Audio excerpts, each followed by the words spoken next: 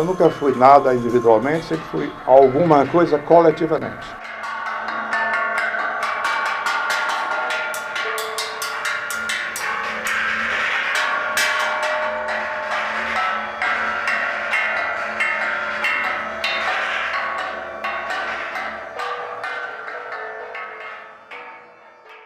Meu nome é Juarez Marialva Tito Martins Alves Paraíso. Resumindo, Juarez Paraíso, nasci em Arapiranga, distrito de Minas de Rio de Contas, em 1934.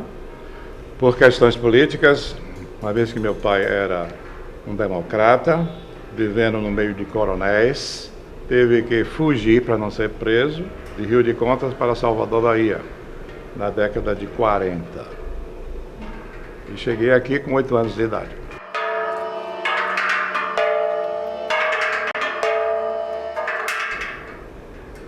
Essas maçãs que vocês estão vendo representam um dos temas mais importantes do meu trabalho.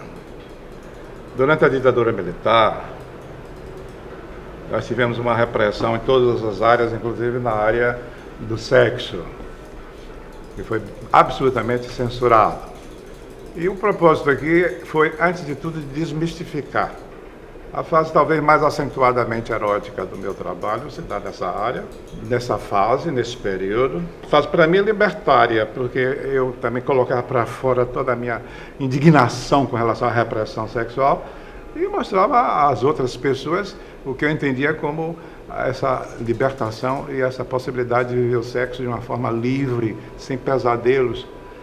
Arte moderna. É o que sempre digo. Coisa de depravado, lixo. Por mim eu mandava juntar tudo isso e botar fogo. Como artista plástico, eu tive o privilégio de ter uma família que me educou direcionada no sentido de desenvolver as minhas potencialidades. Isso é uma sorte, nem todos os artistas encontram esse ambiente propiciatório.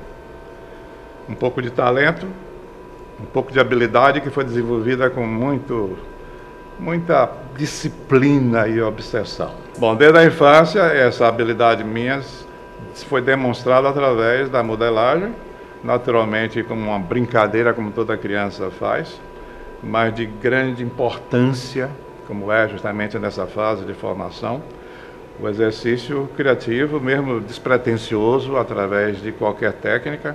No caso mais específico, mais próximo pelas facilidades da região, a argila dos rios, e o lápis e o papel. Com a minha adolescência veio a história em quadrinho, o conhecimento que eu tive com os grandes mestres do desenho de história em quadrinho. E isso me deu realmente não só um grande prazer, como uma possibilidade de desenvolver também a habilidade de ampliar os desenhos.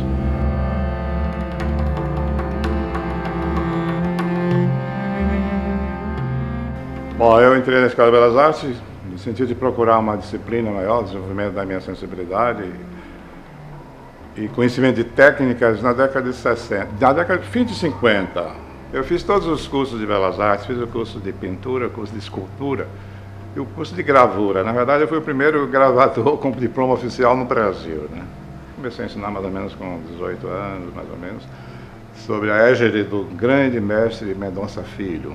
Eu sou da época dos grandes artistas acadêmicos da Bahia e do Brasil, chamado também de artistas realistas ou pós-impressionistas. Na verdade, eu posso dizer que a minha geração, eu, Roland Coutinho, Zélia Maria, nós somos responsáveis por essa reviravolta que a escola sofreu de um ensino acadêmico desde 1877 até a década de 60.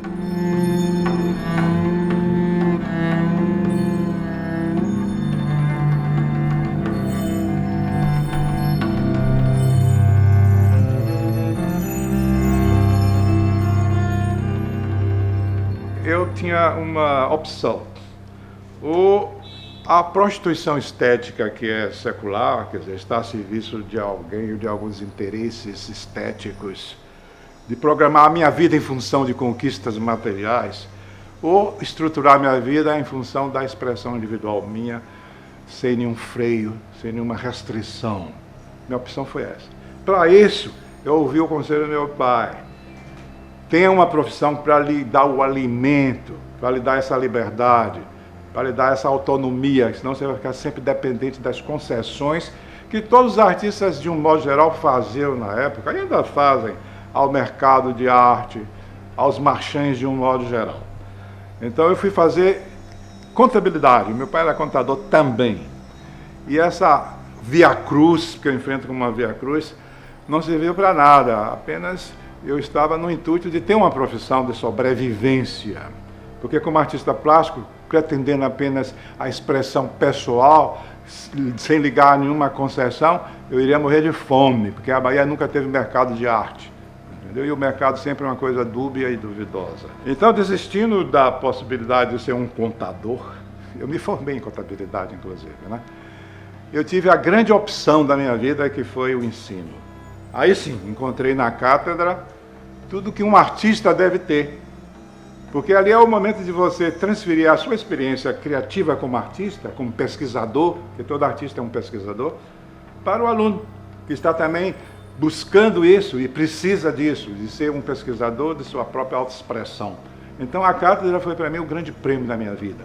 Por isso é que fui professor de uma forma bem harmoniosa no ponto de vista do meu interior, da minha vida pessoal, da minha busca de felicidade, durante 42 anos na Universidade Federal da Bahia.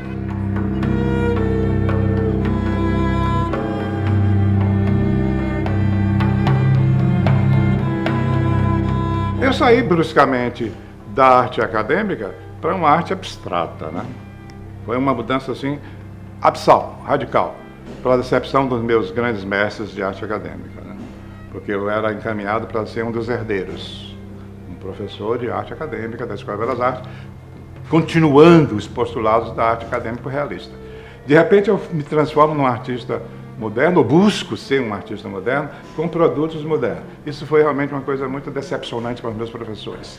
Então eu parti de uma arte acadêmica realista para a arte abstrata. No começo, sempre influenciado pela ficção científica. Então são as paisagens astrais que eu fazia. E minha maior gratificação foi nessa exposição no Teatro Castro Alves, quando uma mulher disse: puxa, eu estou em pleno espaço, que para mim foi uma coisa fabulosa, porque eu realmente dava continuidade às minhas leituras de ficção, ilustrando os momentos onde a nave navegava no infinito, na conquista de novos universos. Então, minha arte abstrata não era a forma pela forma, era a busca de uma expressão que correspondesse àquelas situações emocionais descritas pelos grandes ficcionistas da ficção científica.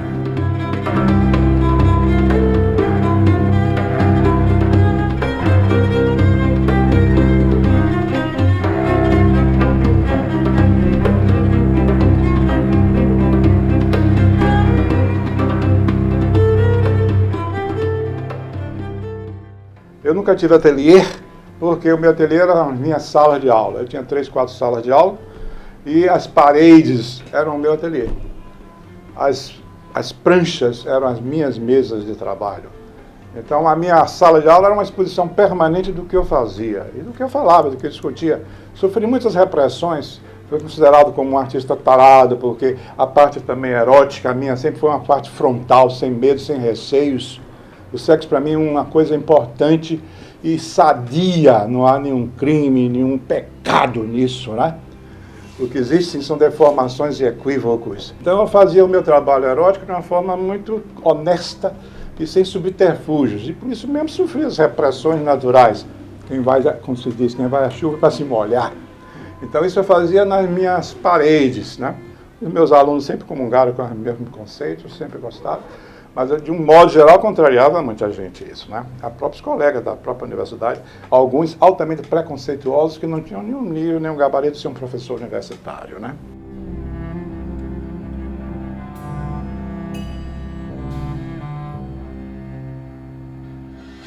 Então, eu não acho que o artista seja um cidadão isolado, inspirado, né? Mas benefícios da santa inspiração. O artista é aquele profissional, é aquele artesão, é aquele abnegado, obsessivo, disciplinado, que só se expressa porque tem qualidades técnicas e responsabilidade intelectual de se expressar. Então eu sempre fui também um pouco ativista cultural. E por isso é que nós criamos a segunda Bienal, a primeira e a segunda Bienal da Bahia, em plena ditadura militar, e por isso que eu fui preso, fui hóspede do Exército da ditadura militar em 64, em 68. Nós éramos meninos, considerados meninos, artistas emergentes, artistas inexperientes, mas fomos capazes de fazer uma Bienal que trouxe o mundo todo estético da crítica e da produção de vanguarda aqui para a Bahia, em Salvador, de 64 e 68. É evidente que tudo isso significa uma grande abnegação, uma grande luta, uma grande compreensão coletiva. Porque eu nunca fui nada individualmente, sempre fui alguma coisa coletivamente.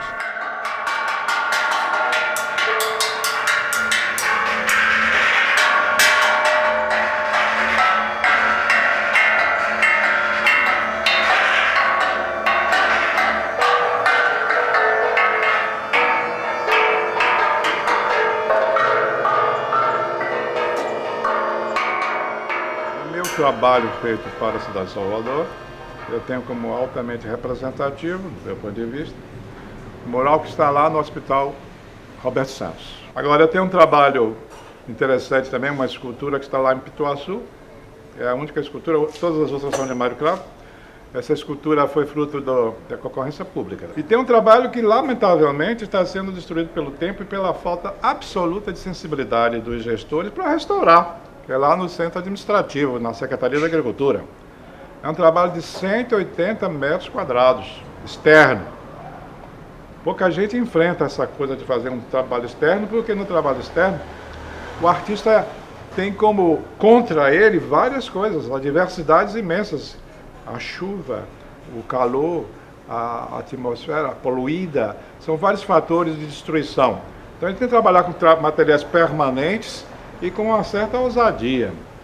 Então é lamentável que se deixe um trabalho desse ser destruído.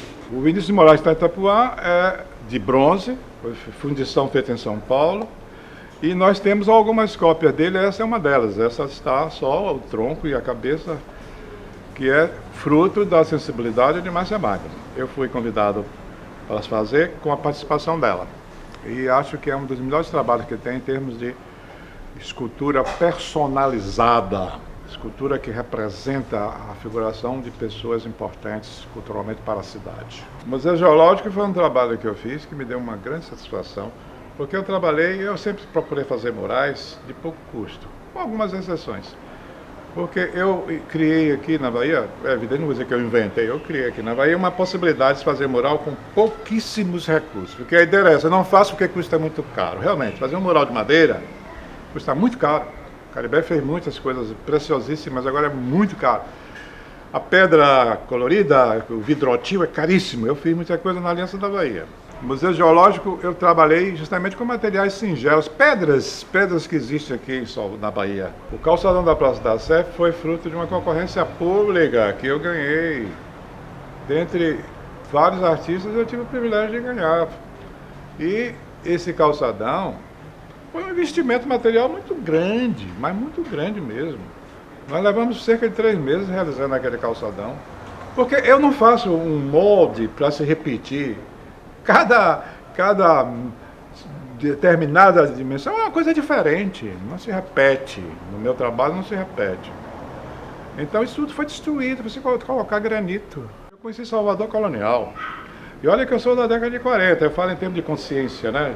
De enxergar as coisas, de perceber as coisas. Como é que o cartão postal da cidade, que é o elevador Lacerda, que é lateralmente rodeado de casas coloniais, deixaram as casas todas apodrecerem. Então a ideia de requalificação é também de acrescentar a obra de arte em todos os momentos, em todo o percurso. Nós temos aqui espaços maravilhosos. É o momento da concorrência pública, da acessibilidade do prefeito, instituir como obrigatoriedade colocar as obras de arte nesses espaços através da concorrência pública. Então nós teríamos na Barra, né, esculturas de fulano, esculturas de Beltrano, sem citar os nomes, de artistas baianos principalmente, de artistas nordestinos em segundo lugar e em terceiro lugar, artistas do resto do Brasil, né? Ali na Barra, né? Umas 10, 15, 20, 30, 40 esculturas. Veja que coisa extraordinária não seria? Em vez de coisa de cimento no chão, calçadões artísticos, né? Da Barra até Itapuã, nesses calçadões todos maravilhosamente implantados artisticamente, não seria uma beleza? A obra de arte é um produto, é um objeto físico tem que existir permanentemente em relação à arquitetura, em relação ao seu valor, à sua importância estética. Então não se pode colocar coisas improvisadas. O governo deve ter isso em mente. Colocar obras de arte em todos os espaços públicos, internos e externos. E quando digo obra de arte monumentais, não é quadrinho, nem tapetinho. Obra de arte monumental, exigindo competência profissional, física, artesanal. Então seriam murais, seriam esculturas monumentais, enfim, coisas grandiosas do ponto de vista do tamanho e também do seu valor estético. Possivelmente isso seria uma grande alegria para os artistas que não têm mercado de arte, de um modo generalizado, e uma grande alegria para a educação do indivíduo.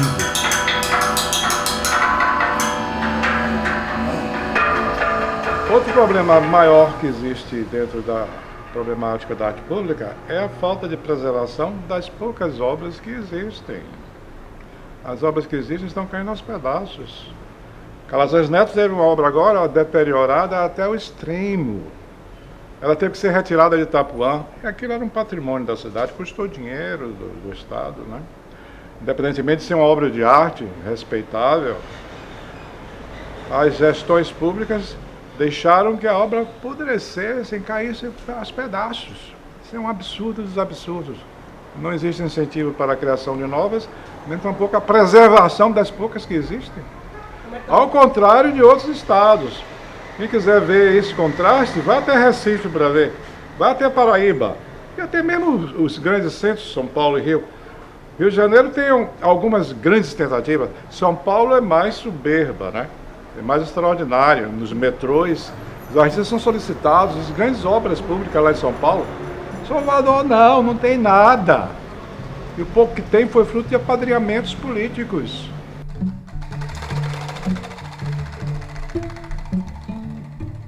Fui também privilegiado por alguns murais feitos em cinemas.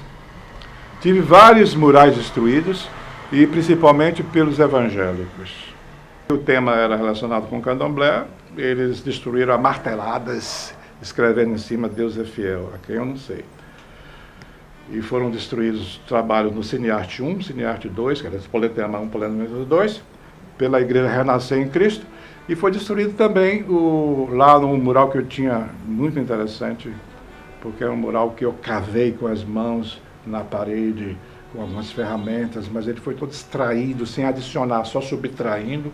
Era um grande exemplo assim, didático de como se pode fazer um mural sem nada, só com a mão e com alguns ferros. Todos esses murais que foram destruídos eram murais com peças, com volumes parafusados, poderiam ser retirados todos eles. Mas é o prazer de destruir por destruir que eles tiveram, que os evangélicos tiveram. Isso continua, né?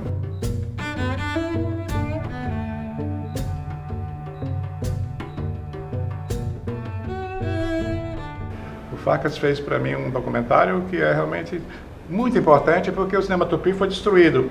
E foi a melhor obra que eu acho que eu fiz, foi o Cine Tupi. E ele, pelo menos, consagrou a existência do Cine Tupi com um documentário muito bonito. O trabalho representa, antes de tudo, um apelo para uma maior comunicação entre os homens, principalmente entre os homens massificados pela máquina característica de sua própria inteligência e poder contemporâneos. Aqui temos uma experiência de caráter ambiental, onde eu me proponho, antes de tudo, a romper com a falsa dimensão moral, concebida ainda infelizmente por alguns artistas, onde o trabalho é apenas uma mera ampliação de cavalete, adaptada ou simplesmente superposta sobre a superfície arquitetônica. Eu gostaria de ser ator, dançarino, pintor, trabalhar em teatro, cinema, fazer tudo. Mas, dentro dessa opção minha de artística, eu tive fora das artes plásticas o privilégio, digamos assim, de trabalhar com dois gênios, um do cinema, que é Delcio Pereira, e outro da literatura, que é Jorge Amado. É um privilégio, né? Então eu trabalhei em Tenda dos Milagres, eu fiz a segunda parte de Pedro Arcanjo, né? Macalé fez a primeira, se não me engano, eu fiz a segunda parte. Ele ficou com o privilégio das experiências eróticas e sexuais, eu fiquei mais com a reflexão e com as denúncias sociais. Durante anos e anos acreditei em meus orixás. Depois busquei outras fontes de saber, aprendendo os livros. Perdi a crença, mas não o compromisso. O senhor se diz materialista, professor? Desculpe. Mas talvez eu seja mais que o senhor. Que foi muito legal para mim. Jorge Amado era um homem magnífico, né? Um gênio da literatura universal. E o Nelson Pereira é outro extraordinário artista, também gênio dentro do cinema.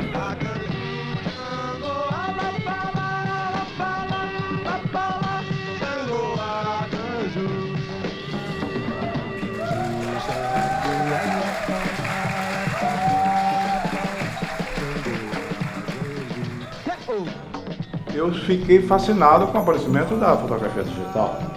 Nós fizemos lá na Escola de Belas Artes 4 salões nacionais de fotografia. Naquela época, ninguém aqui na Bahia usava a máquina digital. Muito pelo contrário, alguns diziam que era a vulgarização da imagem. Eu disse que não. É o primeiro grande momento de democratização das artes. E todo artista que utiliza hoje o computador tem essa chance de ser um artista atual, contemporâneo. Eu quero dizer com isso o seguinte, que atrás da máquina tem que ter uma sensibilidade. Tem que ter um artista criativo, né? Então ela se torna apenas uma repetição, uma ferramenta como outra qualquer. E eu aprendi mais com o erro do que com o acerto. Toda vez que tracava o computador e dava inesperadamente uma imagem assim meio fantástica. É isso que eu quero. E aí que eu tinha como melhor exemplo, e não aquilo que eu propugnava, porque eu também estou viciado com os meus hábitos anteriores.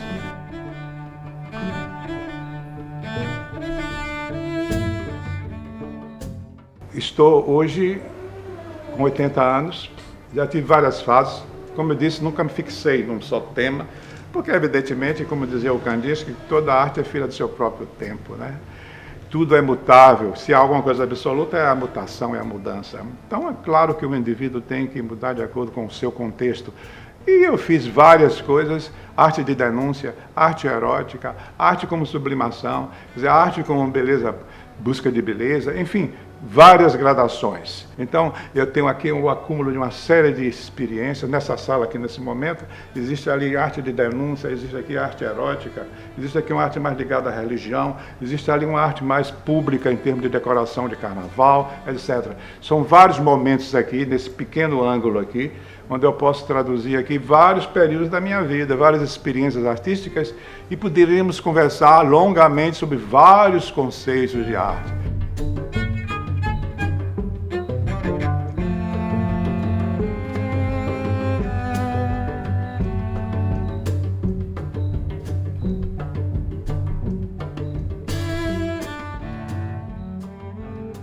Eu acho não, tenho uma convicção de que para um artista o que mais importa é a autoexpressão, ele se expressar.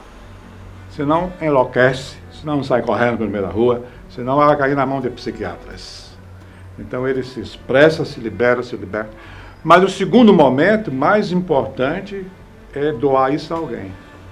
E isso se traduz em termos melhor como arte pública.